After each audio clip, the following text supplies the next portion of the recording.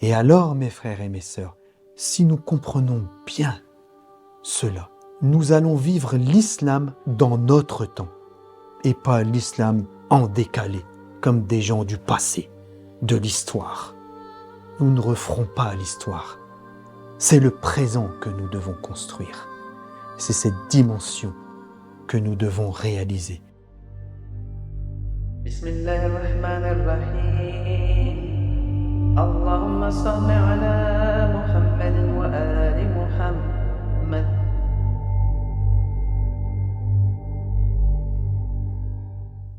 أعوذ بالله من الشيطان الرجيم بسم الله الرحمن الرحيم الحمد لله رب العالمين اللهم صل على محمد وآل محمد السلام عليكم جميعا ورحمة الله وبركاته. Je cherche refuge en Dieu contre Satan le lapidé et au nom de Dieu Ar-Rahman le clément.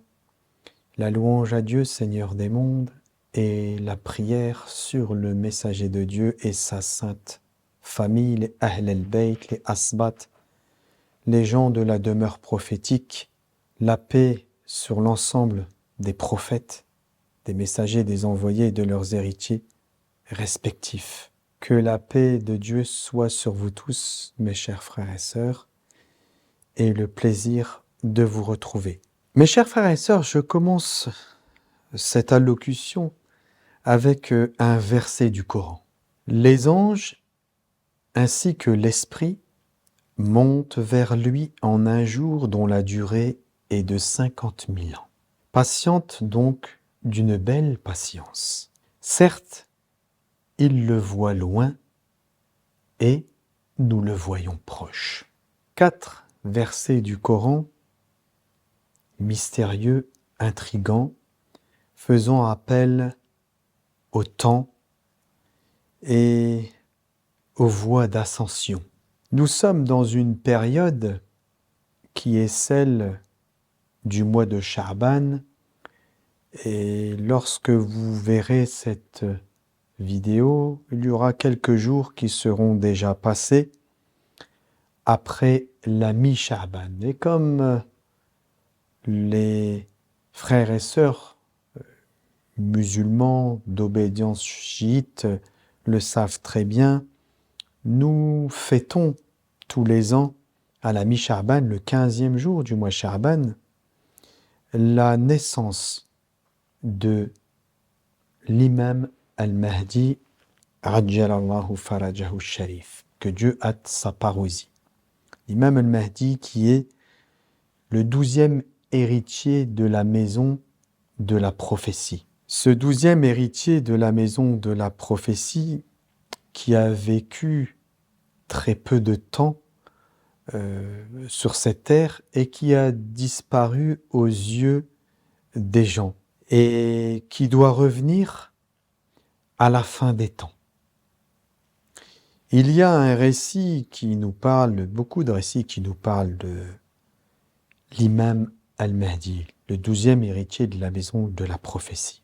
Il vient clôturer tout le cycle de la prophétie et de l'héritage prophétique, al-Wilaya, que l'on nomme al-Wilaya.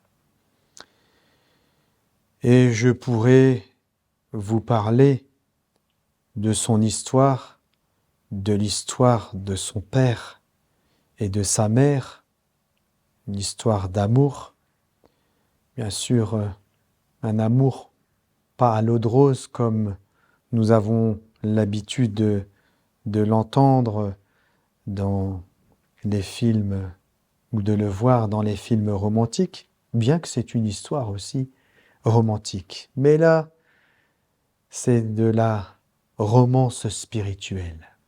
C'est un degré supérieur.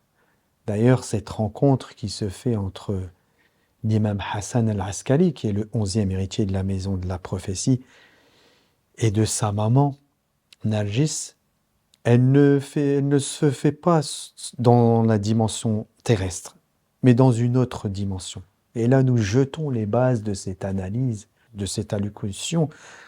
En parlant de cela, vous allez voir pourquoi je vous dis cela. Mais je ne vais pas m'attarder sur leur histoire. Vous pourrez retrouver cela très facilement. D'ailleurs, je conseille aux chercheurs de lire le 4e tome, si mes souvenirs sont bons, normalement je ne dois pas me tromper, le 4e tome d'un livre qui est titré en islam iranien, écrit par Henri Corbin, et dans lequel vous trouverez une magnifique traduction en langue française de l'histoire de la rencontre entre l'imam Hassan al-Askari, 11e héritier de la maison de la prophétie, et de la grande dame Narjis, qui était une reine, une princesse byzantine. Je ne pourrais pas faire mieux que lui pour vous raconter cette histoire. Mais mon but aujourd'hui avec vous, c'est de vous transporter dans une dimension qui est la dimension de l'homme, qui est la dimension vers laquelle nous devons retourner. Une dimension du temps. Nous avons déjà évoqué beaucoup de fois ensemble cette histoire de temps perturbante, mystérieuse. Et c'est cette dimension du temps à laquelle Dieu nous appelle. Et cette dimension du temps, nous la retrouvons dans différents versets du Coran, dans différentes histoires, dans différentes sourates du Coran. Le temps, on le retrouve partout dans l'histoire de la révélation. C'est pour ça que je vous ai cité ces versets du Coran avec cette histoire d'ange qui monte en un jour qui équivaut à 50 000 ans. Et que Dieu dit, parle ensuite de patience, et puis ensuite il parle, il dit, il le voit, donc parlant à ceux qui sont mécréants, ceux qui ne croient pas en la vérité, ceux qui ne croient pas en la dimension de ce temps. Il leur dit, vous le voyez loin, mais nous le voyons proche.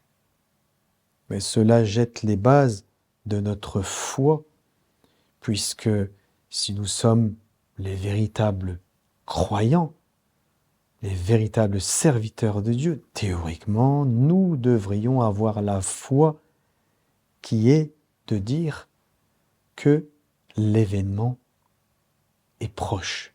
Et pourquoi nous disons que l'événement est proche? Pourquoi Dieu, tout d'abord, nous invite à le dire? Et pourquoi il nous invite à cette dimension de l'événement proche? De quoi Dieu nous parle-t-il? De quelle dimension du temps nous parle-t-il pour que cet événement soit aussi proche, alors que nous pourrions l'évoquer si nous parlons du temps que nous connaissons aujourd'hui comme quelque chose d'éloigné? Alors, pour ne pas sortir du cadre des versets du Coran, mais je ferai un parallèle aussi par rapport à ces versets du Coran et à l'histoire du 12e héritier de la maison de la prophétie. Vous allez voir pourquoi je vous dis ça. Donc les versets du Coran, avec cette dimension du temps qui est évoquée, nous appellent à réfléchir avec un temps qui dépasse la dimension que nous connaissons aujourd'hui. Parce que si nous parlons de l'heure, et en fait, ces versets du Coran, c'est ce qu'ils semblent évoquer.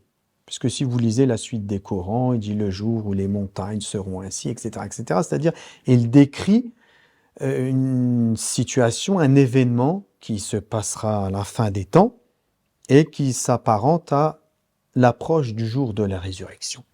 Vous êtes bien d'accord que ces versets du Coran sont descendus sur le cœur du messager de Dieu il y a un peu plus de 1400 ans. Et déjà à cette époque, nous pouvions être témoins de ces versets qui disent encore aujourd'hui, nous le voyons proche alors qu'il le voit loin. Et à l'époque, si nous évoquons cette situation qui est la révélation et la situation à laquelle nous sommes aujourd'hui, 1400 ans, et combien d'années reste-t-il encore pour cet événement? peut-être encore, je vais rien dire du tout, mais il en reste encore. Rien que ces 1400 années, vous êtes tous d'accord entre vous et moi pour dire que si nous comptons avec le temps de la Terre, 1400 ans, c'est très long. Hein. Surtout si on la compare à notre vie, si on compare ce temps à notre vie qui est de 70, 80 ans, un peu plus pour les plus chanceux, enfin si c'est une chance. Si on est serviteur de Dieu, c'est une chance. Sinon, je ne sais pas si c'est une chance. Enfin, et je transpose maintenant cela avec l'événement de l'imam et la foi en la réapparition, sa réapparition, et aussi et surtout la foi en la réapparition de Jésus, fils de Marie, puisqu'ils doivent revenir ensemble, l'imam al-Mahdi, Ajjalallahu farajahu sharif, et Isa ibn Maryam, alayhi salam, que la paix de Dieu soit sur eux. Même chose, l'imam, nous sommes séparés de lui, enfin de sa naissance, un peu plus de 1250 ans, à peu près environ. Et si nous voulons évoquer son événement, nous avons deux solutions. Soit nous le voyons près comme Dieu nous l'enseigne, soit nous le voyons loin. Et là, nous ne sommes pas de ceux dont Dieu parle pour dire que ce sont théoriquement les croyants qui le voient proche.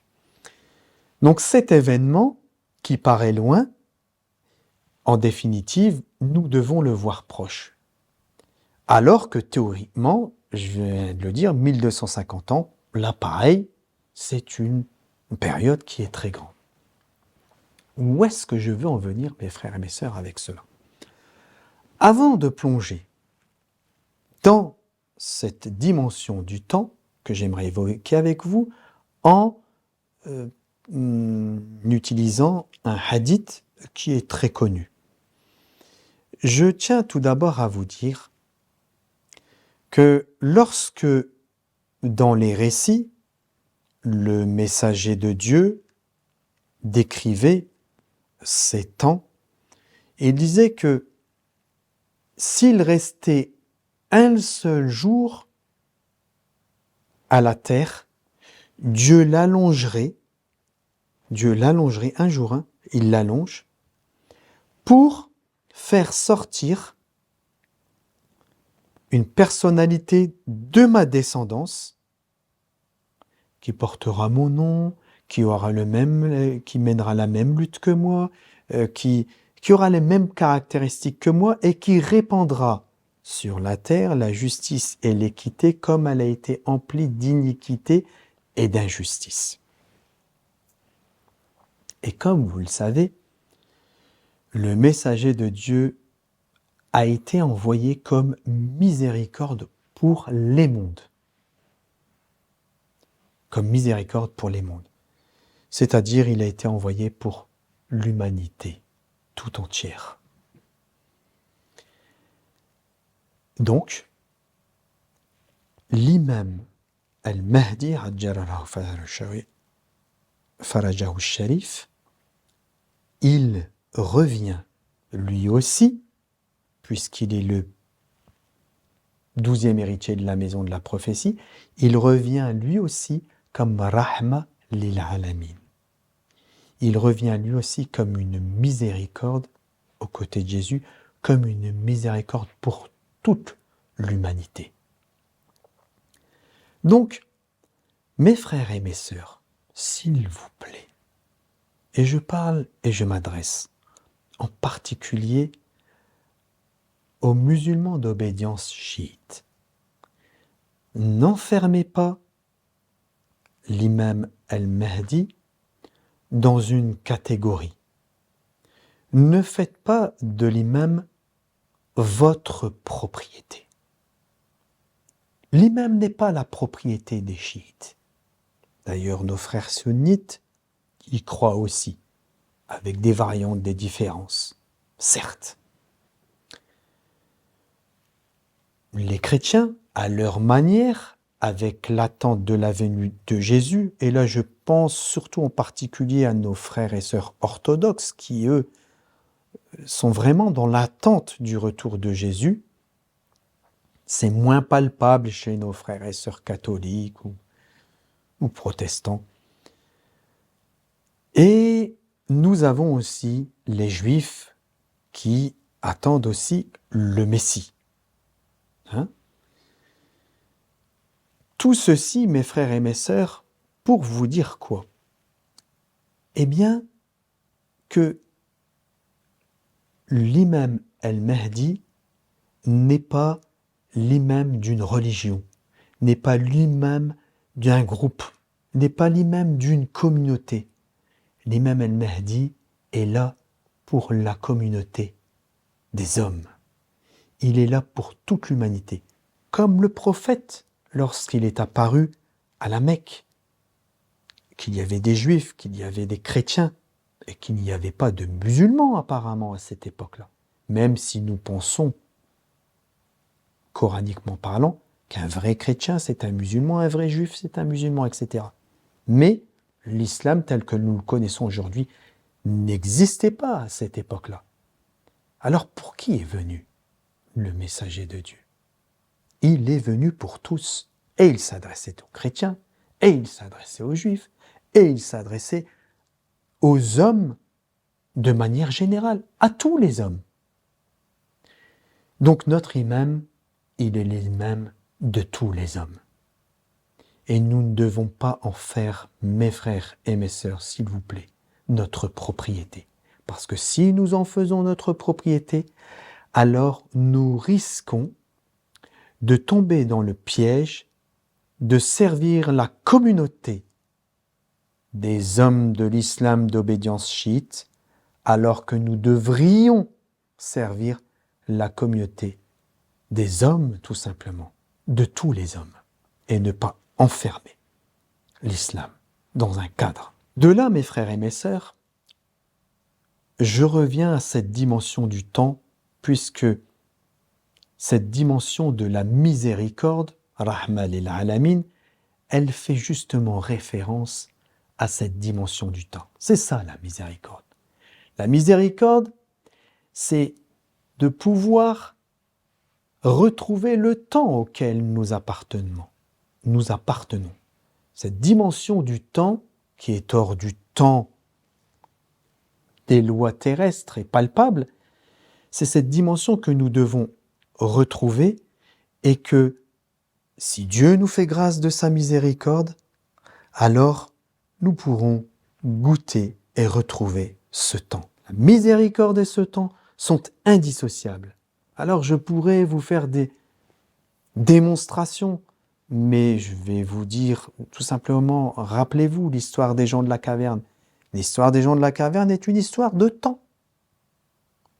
Et dans cette histoire de temps, il y a l'histoire d'une prière des gens de la caverne. Et qu'est-ce qu'ils ont demandé? Parmi les choses qu'ils ont demandé, la plus importante, Rahma. Ils ont demandé la miséricorde. Donc cette miséricorde est indissociable du temps que nous voulons et que nous devons retrouver. Ensuite, mes frères et mes sœurs, nous avons un hadith. Et ce hadith, il dit, je vais vous le dire directement en français avec mes mots. Celui qui meurt et qui ne connaît pas son imam meurt de la mort de l'ignorance ou d'un ignorant. J'aimerais ouvrir cette dimension du temps avec vous par ce hadith, parce que malheureusement, une grande majorité des musulmans enferment les sens de ce que nos imams ou de ce que le prophète disait. Je vous rappelle pour mémoire, mes frères et mes sœurs, le prophète, Dieu dit de lui dans son saint livre, « Ma yantiqu anil hawa », c'est-à-dire il ne parle pas par passion. Ça se traduit comme ça. Ça veut dire que tout ce qui sort de la bouche du messager de Dieu ou de l'un de ses descendants ma'soumines, infaillibles, c'est la voix de l'inspiration, la voix V-O-I-X, la voix de l'inspiration. Et la voix V-O-I-E aussi, de l'inspiration. L'inspiration, c'est le moteur de ce qu'ils sont. Donc quand ils disent, quand ils parlent, il faut avoir un cœur réceptif à l'inspiration pour pouvoir le comprendre ou le goûter. Mais si nous utilisons uniquement la mécanique de notre cerveau, cela ne suffit pas parce que nous risquons de tomber dans le piège d'une fausse ou d'un faux sens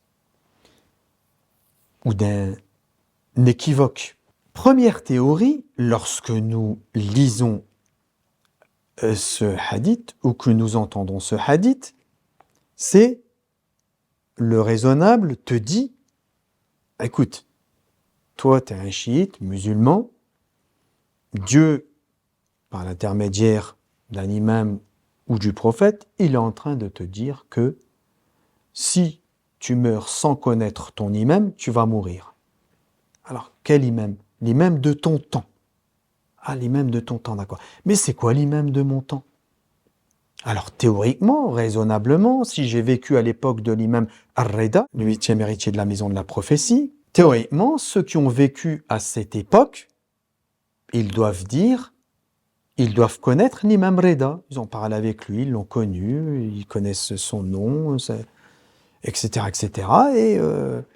Et c'est ça leur imam. Alors après, si on le comprend comme ça, et on pourrait le comprendre comme ça, lorsqu'on arrive à l'imam al-Mahdi, ça nous pose déjà un problème. Parce que l'imam al-Mahdi, pour le connaître, déjà il est né il y a 1200 ans, et après il a disparu. Donc, comment connaître cet imam? Je suis séparé de 1200 ans de cet imam. Certes, théoriquement, ça doit être mon imam, de mon temps, puisque c'est celui-là qui doit venir pour mon temps. Mais il n'est pas là. Dieu n'est-il pas déjà là en train de nous enseigner à travers cette disparition, je le mets entre guillemets, on appelle ça aussi occultation, de l'imam, Dieu nous invite à une dimension du temps. Il nous prépare à cette dimension du temps que nous devons retrouver à la fin des temps. Donc cette théorie, ça voudrait dire que connaître l'imam, c'est connaître son identité, connaître son nom, connaître son histoire, peut-être lui avoir parlé si on a vécu à son époque, et puis croire en lui. Bien sûr, c'est important. C'est une théorie. Mais si vous regardez les choses avec le cœur de la servitude et de l'inspiration, c'est complètement différent. Le cœur de la servitude et de l'inspiration te commande d'être l'acteur de ta foi, de réaliser ta foi, de réaliser l'islam, de réaliser toutes les bonnes choses que Dieu nous a commandées dans son livre. Et lorsque tu regardes par le biais de la réalisation de ta foi, alors là, ça prend un autre sens. Parce que lorsqu'il nous dit, Dieu, celui qui meurt et qui ne connaît pas l'imam de son temps, il est en train de nous dire que l'action de l'imam doit être une réalisation dans mon temps, dans le temps dans lequel je suis. Je dois réaliser l'œuvre du temps de l'imam. Et quand je dis de l'imam, c'est l'imam avec un grand I, puisqu'en définitive, il n'y a aucune différence entre eux. Ils sont au nombre de 12, certes, mais ils ne sont qu'une seule et même réalité, ils sont la lumière du messager de Dieu. Donc mes frères et mes sœurs, ce que je suis en train de vous dire, c'est que notre foi en l'imam al-Mahdi, Ajjalallahu farajahu sharif, et au retour de Jésus, fils de Marie, nous ne devons pas l'enfermer dans un temps qui est le temps de la terre, mais retrouver la dimension du temps de l'homme qui est hors du temps et qui n'est pas gouverné ce temps par les lois de la matérialité et de la physique, mais qui est gouverné par d'autres lois. Et lorsque nous rentrons dans cette dimension du temps, alors, et c'est pour ça parce qu'il y a beaucoup, je vais dire ça juste avant, pour bien insister là-dessus, qui disent qu'ils croient en l'imam et en la réapparition, et de tout temps. Mais, dans leur esprit, cette foi se cantonne à être un futur hypothétique. C'est-à-dire, ils le voient loin. Alors que, dans cette dimension du temps à laquelle Dieu nous invite, nous le voyons et nous devons le voir proche. Ça veut dire que notre foi en l'imam n'est pas la foi en un futur. Elle est la foi en une présence du futur dans le présent. C'est complètement différent. Pourquoi c'est différent? Parce que l'imam devient une concrétisation dans ma vie, dans le monde dans lequel je suis aujourd'hui, avec les événements, etc., etc. Je deviens l'acteur de ma foi, l'acteur du livre de Dieu, l'acteur du projet du messager de Dieu. Donc, je dépasse cette dimension du temps et je réalise. Et lorsque je réalise cela, je réalise par la servitude, eh bien, je suis aux côtés de l'imam. Je suis dans la présence de l'imam. Je suis dans une dimension du temps où je n'attends plus appeler après l'imam. Je suis dans la présence de l'imam. Donc, lorsque Dieu nous dit « Celui qui meurt et qui ne connaît pas l'imam de son temps, ceci fermerait la porte aux chrétiens, aux musulmans et à tous. » Il est en train de nous dire que nous devons réaliser dans notre temps la foi et le projet en l'imam, et alors je serai fidèle au commandement et je serai le véritable serviteur qui a reconnu l'imam de son temps dans le temps dans lequel il est, quelle que soit sa catégorie, qu'il soit juif, chrétien, musulman, parce qu'elle se réalise, elle se manifeste par les actions, par ce que nous faisons. Aujourd'hui, il y a tellement trop de musulmans que Dieu me pardonne si un temps j'ai pu appartenir à cette catégorie-là, qui disent avoir la foi, qui font leurs prières, qui font le hajj, qui font l'aumône, mais qui ferment les yeux devant les réalités des événements que nous vivons dans le monde dans lequel nous sommes et que nous voyons, et nous sommes témoins d'injustice, et nous ne travaillons pas pour dénoncer ces injustices, pour lutter contre ces injustices et pour apporter la justice. Mes frères et mes sœurs, est-ce que nous sommes de ceux qui voyons l'événement loin, ou est-ce que nous sommes ceux qui le voient dans la présence du temps dans lequel nous sommes? Oui, mes frères et mes sœurs, ça peut paraître extraordinaire. Il y en a d'autres qui parleraient de miracle, mais ça n'est pas un miracle, c'est l'homme. Nous pouvons vivre ici et en même temps être dans la dimension du temps, de l'imam, du temps du messager, du temps des grands hommes, du temps des serviteurs de Dieu, du temps de ceux dont Dieu dit dans la sourate l'aube, à la fin, ô âme pacifiée, retourne vers ton Seigneur agréante et agréée.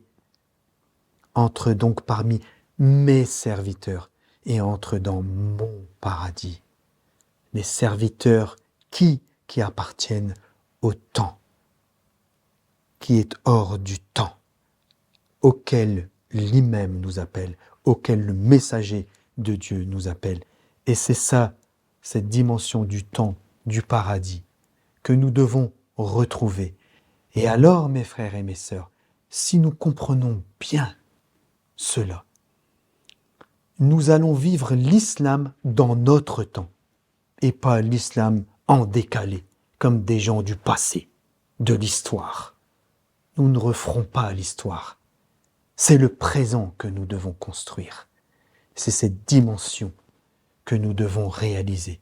Et alors, pour continuer et terminer le hadith, nous pourrons fièrement mourir sans être ignorants.